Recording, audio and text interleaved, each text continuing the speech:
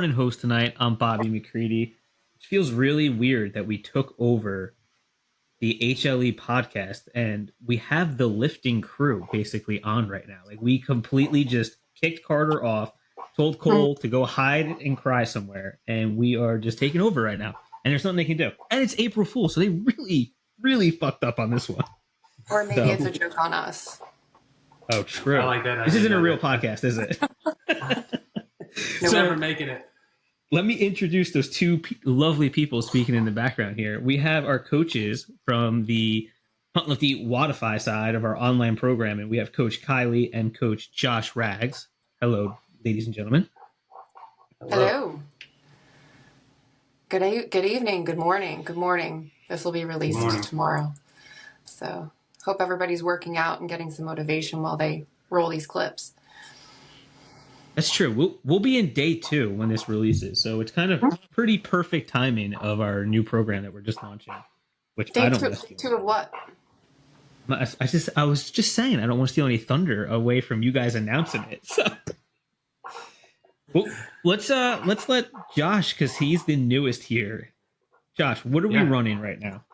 We are about ramping up day 1. Tomorrow will be day 2 when you're hearing this. We're running our MAGNI program, and we are concentrating on strength and endurance in this. And just on that, piggybacking, running right into what we want to talk about. There's 3 things that I think are really cool about MAGNI, Bobby. And for me, as a personal trainer, I've got clients that I have in our home gym, and with the weather changing and everybody's coming out of winter hibernation, I think an increase in your volume and your intensity is necessary, and that's what MAGNI's given us.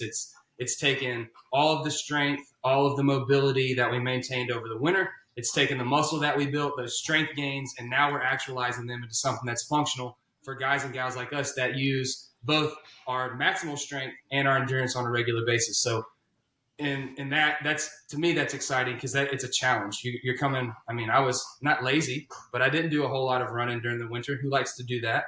Plus, you're hunting. There's times that I'll lift, and that's it. So now we're getting into running. We're getting into plyometrics, a lot heavier, things like that. So it's just a shift in focus, and I think that's good going into the spring. The next thing that I really enjoy real quick, and I want to talk about this, and that is the variability. It's week to week. That's spectacular. We're going from pretty basic lifts into something where I think every 2 weeks the workout is completely changed. And that's also I like that going into the spring. Yeah, I love that you mentioned the hibernation part of it, because we intentionally ran the Balder program, which is all bodybuilding. I think that was end of October, November, and then into December. And then we jumped into Modi, which had some running, but it wasn't quite what we have prepared here in MAGNI. So we hibernated. We built up our muscles. We ate all of the good foods throughout the holiday seasons, and now we're ready to run it off, right? We hope so. Yeah, it's really neat to see the transition. And for our listeners right now that don't know and haven't joined us on the Wadify side of things, we all just keep saying Wadify, but we are transitioning to online programming, which has been really, really cool. And it's for our team members that have been active in it, have really seen it as a beta test of what we can do and what we're capabilities of. And I can tell you from the first time we ran Modi a year ago to right now, the difference that we've seen inside this app is so cool. Kylie's really taken the program into another level with videos and substitutions. And she's realizing how time consuming it is. So now she doesn't yell at me as much. So it's really neat to see that the growth inside of the actual HLE program inside right now. And pretty sweet to see that we have a lot of coaches and things like that going on. Yeah. Bobby, I appreciate you bringing up that work that Kylie's doing. Kylie, I'd like for you to talk just a little bit about the substitutions and the changes and things like that. Because I think that's part of what may be a little intimidating, looking at the 18 sheets of programming that's coming up. It's like, oh my gosh, can I handle this? I don't even know what this is. I tried that last time and it didn't work. And you've put a lot of work in on the back end to saying, okay, well, look, everybody's going to stay in the game. Here's what you guys. So talk a little bit about that for us. I think that'd be great for these guys to hear. Yeah, so this is a 14-week program. It's not short by any means, but it definitely builds on top of itself. And we have three different levels included in the MAGNI program, and that's your beginner, your intermediate, and advanced. So one thing that we definitely leveled up was the access inside the app lets you see all of those different levels. So let's say you don't typically do cardio and you've been working on your muscles. We still have our bro splits included.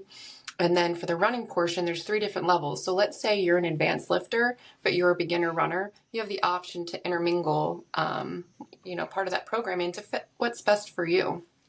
And we've added modifications for people who, can't get into the gym. So yeah, we tried to expand the program to capture more folks. That way it's achievable. 14 weeks, beach Right. body ready. So what she's saying there, if you're listening closely, is that there's no reason not to do all of the programming blocks every day for the next 14 weeks. Because if you lack time, you lack ability, or you lack gumption, there's an option for you to dumb it down a little bit, make it a little easier for that day so that you can get to the next one. So take advantage of that. She's done a lot of work. I was really impressed when I jumped on there. I was like, whoa. I mean, there's even videos, guys. So if you don't like to read or look things up, you can just press the button and it'll show you how to do it. Just press the button. Yeah, follow the rep schemes. Press the button. Mm-hmm. Everything that you just said is so cool of how the difference that we become. Like everyone just said, Carter's been saying this for the longest time, how he wants like a 30-minute fit dad kind of thing to get out, get those dads going and everything. This is it, because now you have it broken down into beginner to intermediate to advanced. Now you can have your actual program and designed based off of your needs. And in my eyes, I think the coolest thing is, if you're intimidated by the program, start as a beginner, and then in a week or two, try to get up into the intermediate or try to get to the expert. Push yourself through the whole program. Seeing the leaderboard and the other people achieve everything that you can, it's really cool. Why don't, Josh, you talk a little bit about how to use that first part of the program to really feel how your body's responding to the volume and to the changes and what it's offering? Absolutely. In that, I would first encourage everybody to follow the rest. At the bottom of all of the rep schemes, there's a rest interval. That's really crucial for managing the load that you're about to be put under long term. You think about every time you go to sleep overnight, every time you rest in between sets, every time you rest between exercises, that's adding to the growth going forward and the ability for your body to handle volume. So when we're looking at those first, I believe it's 2 or 3 weeks, there's some testing that's involved. So you're checking what your working max, your training max is for those exercises. You're doing that on an alternate scheme. You're also testing your running capacity, and you're also testing kind of what your ability is in your Metcons. What I would encourage everyone to do is to consider those individually. And Kylie and I were also even talking about, if you're brand new to this, or it is intimidating, you're not sure where you fit in, or you don't have time to do it all at once, maybe splitting your lifting and your cardio up different parts of the day. Maybe start the day with running and lifting, but really pay attention to what your body's telling you. So let's say this week you come off Easter, you got ham and mashed potatoes flowing through your veins, you're salted up, rock solid, you go in the gym and you're just mashing this week. Yeah, you're just, macho man, and you kill the maxes. And you're like, dude, I've never lifted this great in my life. Week 2, week 5 is probably going to be a little difficult on you as that volume ramps up, because you may have really performed that first week, but pay attention. And see, if you're not able to finish well with good form, if you find yourself needing a good spot for, like, let's say it's 10 sets of 5, and you find yourself set 7, 8, 9, and 10 needing a spot on the last 2 or 3 reps, you may need to back off a little bit to just find your place and find that set of lifts and running and Metcon and chassis work that allows you to challenge yourself week to week and not get overloaded. And you'll be able to tell that by how you feel one week to the next week. The way that this programming is written and with its linear periodization is you step up and you drop. And that drop week is because everything around that is supposed to get more intense, but your lifting rests. And then you do the same thing, and on the same pattern, the running does the opposite. So you should be balancing that. And if you find yourself not flowing with that, if you feel on one of those deload weeks where you're going back 7.5%, that you feel worse on that week than you did lifting 7.5% more 2 weeks previous, that tells you something. And so just pay attention to that. And like Kylie's saying, there's a microcosm of that in this first 2 to 3 weeks. So just pay attention and kind of adjust things as you're going and find your groove and then get in it. Yeah. So tip number 1, right? Yeah. Rest. Get your rest in, right? Yes. Tip number 2 is pay attention to your body. So we like to use what's called autoregulation. And I think that I've mentioned it on some podcasts before, but that's knowing how your body's responding to the programming and then adjusting the programming so that your body is recovering and you're still maximizing the benefits of what the program's offering. So like Josh is saying, if you're finding yourself struggling through some of those deload weeks, modify your sets. You can drop your weight just slightly. You can start off at your, typical weights. If you're getting into your, 7th, 8th, 9th set and you need to pull it back a couple of pounds so you can finish with the right amount of reps and the right form, that's all really important. If the volume is just out of the gate too much, maybe you do, we don't like to say drop off parts of the program, but bring it back a little bit. Sure. And then work it back in later as your body starts to adapt. It is not supposed to be cookie cutter. And that's why you have coaches who are available that you can message through Wodify. We do have a signal chat that is encompassing for the HLA community that they can reach out to us at any time and get advice on how to make it work better for them. Mm-hmm. So we call that auto-regulation. And, that flows not just through this program, but anything that you're looking to invest your body and time in. Mm-hmm. Yeah. And as Kylie and I have been getting to know each other and each other's training styles, we found that that's one place where we really, really, I don't think there's anything that we disagree on. I think the way that I have, and we've talked about this in the past, one way to measure your exertion is what's called the rate of perceived exertion. It's RPE. And that's a 1 to 10 scale. 1 being like, bro, are we even working out? 10 being like, dude, I couldn't do that again in the next 10 weeks because that was the hardest thing I've ever done. And with inside of that scale, you can either do each set, each lift, or the lifting session as a whole, the cardio session as a whole, or the workout as a whole. And what you do, you measure each workout the same way, 1 through 10. Now that was a 7. This was a 6. This was a 5.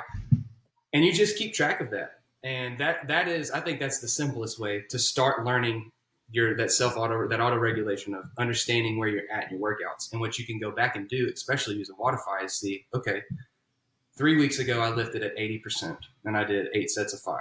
And I said that was a 7. Well, this week I'm only up 5% from that. I'm doing less sets and reps, but this feels like a 9. You can backtrack and see like what happened in your day to day. Was your baby keeping you up all night? Have you been really stressed at work? Mm-hmm. Has your diet been on point? Did you go on a bachelor party or a bachelorette party? What has changed in the training or outside of the training that would be affecting it? And if there's nothing there, then it's within the training. You might just need more rest or whatever that may be. And so that's what that number does for you. Is all it is. It's a reference point of where you're at compared to where you've been to kind of give you some perspective. Kylie, is there another way that you've done the auto regulation or taught your clients? Because it's real easy when it's you just tell yourself, I don't feel good. But, in my in-person classes, I usually not interview them on the way in the door, but I watch them and I talk to them. Okay. So the more that you know the people that you're working with, you can understand what their capabilities are that day. So I won't overload someone who comes in and looks like they're just dragging ass. Or somebody who looks like they're doing a little bit more, that, 25-pound dumbbells moving pretty quick, then they're going to get a 30 and they're going to curse me up and down. But they typically don't pretend that they can't later. So, and that's your step up too in your program. If you're taking that good day and taking advantage of it and loading on just a little bit more, you've just, in essence, up to your 1 rep max or your overall training effort straight through to your program 3 weeks out from now, because you monopolized or took the opportunity through that training day. Absolutely. Yeah. We went on a lot of tangents. Do we need to recap the rest and the auto regulation were the two big, the two big tips, resting and using auto regulation to know yourself while you work out. We'll just make that the headline of the episode, and we'll just keep saying it over and over again. Because we're like squirrels would see a nut, and we're just like, oh, nuts. We're just going to go all over the place. We did. Well, We dropped a lot between RPs and yes. methodologies and periodizations, and we used a lot of Mhm. words. Yeah. Yeah. Well, between the three of us, what are we like? Let's see, 7,000 milligrams of caffeine today, probably on pre workout. He counted to three and went to 7,000. You are Yeah. not a math major. I think that's Yeah. about the That's a lot caffeine of bit. caffeine. A lot of Yeah. You're caffeine. probably drinking caffeine right now. I don't know. No, Oh. that's water. Yeah. Josh is Yeah. all stimmed up. He's ready. He's in his gym. He's sitting on his bench. He's ready to rock right now. Yeah, maybe. Yeah, you're right, Kylie. And I appreciate what you said there. There was a lot, but the point is rest and auto regulation, because we're not transitioning or changing anything, but we're definitely going to bring about. I would like to, and I plan to bring about a little bit more of a psychological perspective to lifting, because like Kylie just said, if you come in and you know the workout that you have, because you've been tracking yourself, that's going to be a 9 today. It should only be a 6. And you go in there and you hit a 7.5, you just dominated.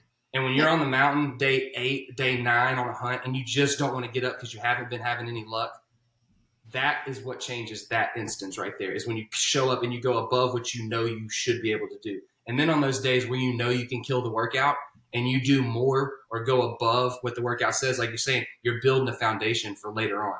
And so that's why rest, because rest is always important, but that auto regulation is something we're going to start dripping in, because I mean, a lot of hunting, mountain hunting, is between the ears, and all of lifting is between the ears. So that's self-awareness allows us to capitalize on those things, and so that's why we want to make that tip really prevalent. So, And we want to.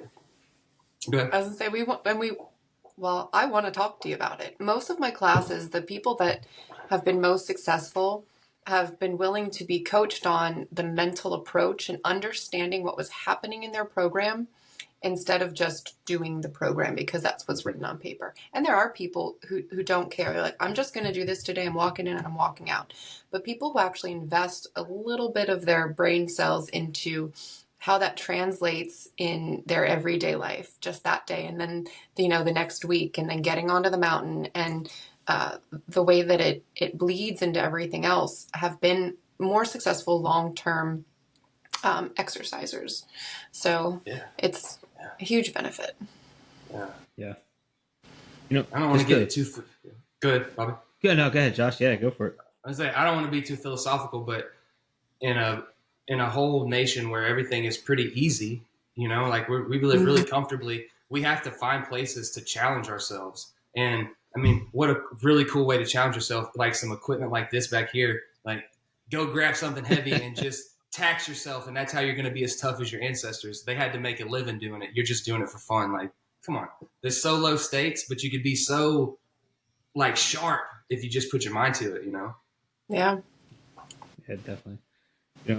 I just wanted to piggyback off of something that you said before, and I thought it was really cool.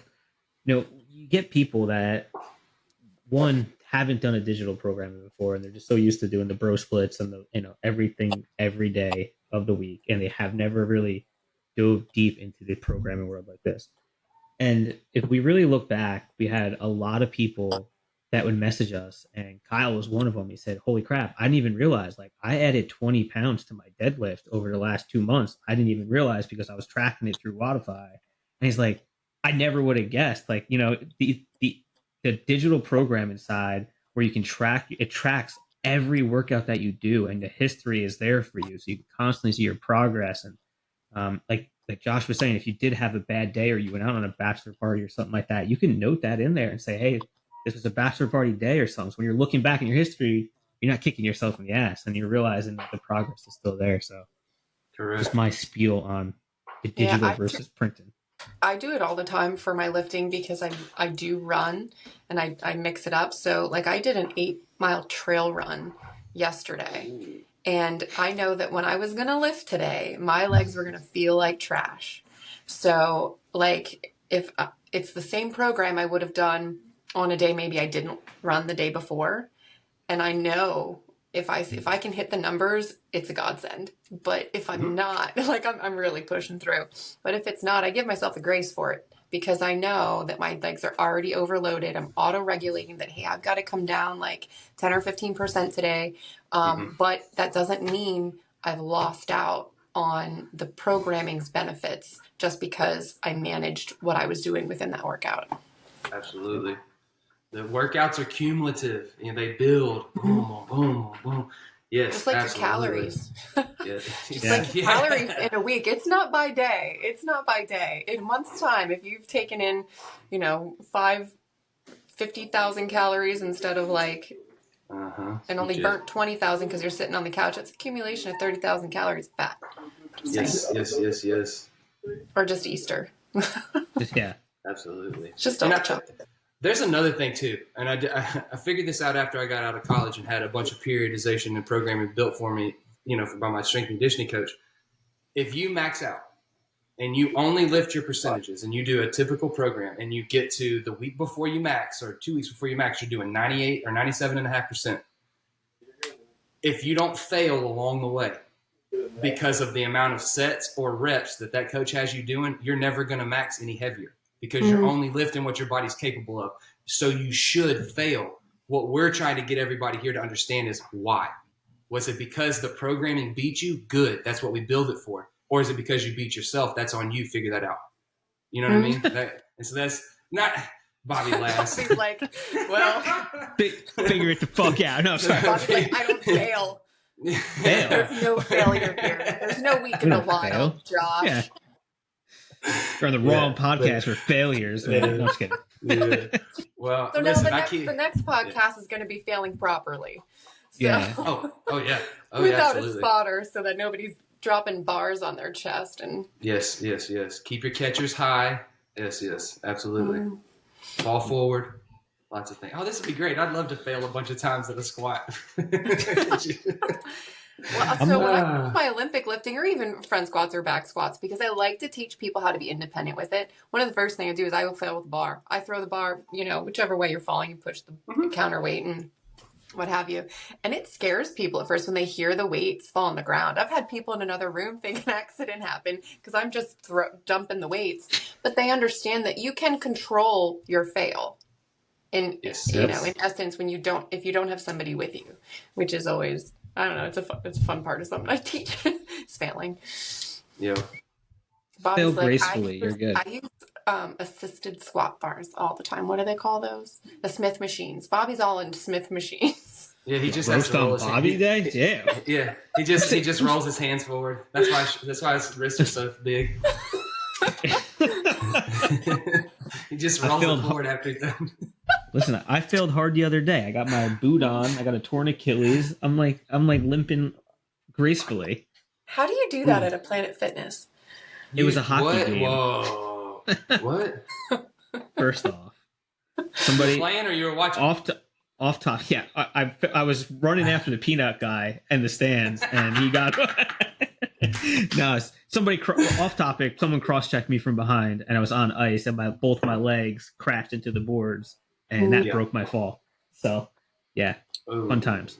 Fair. Planet Fitness, that in your juice box, Kylie. Wow. Hey, they're not gonna let the lift team have the podcast if you keep acting like that, Bobby. I got the username and password now. They'll have to change the password. Oh man. Never give Bobby any sort of access to anything. Don't give him your address. I've been really super secretive. That way I don't get random weird mail.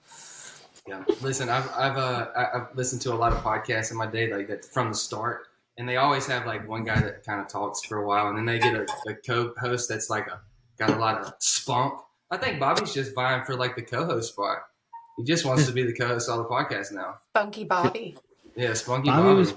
Bobby's been on podcasts too many times with Carter. I miss Carter, and I remember one time we did one without Carter or Luke, and I got in trouble, and it was like me, Caleb, Tyler, and there's a reel going around of Hoochie Daddy shorts, and it was just a mess, man.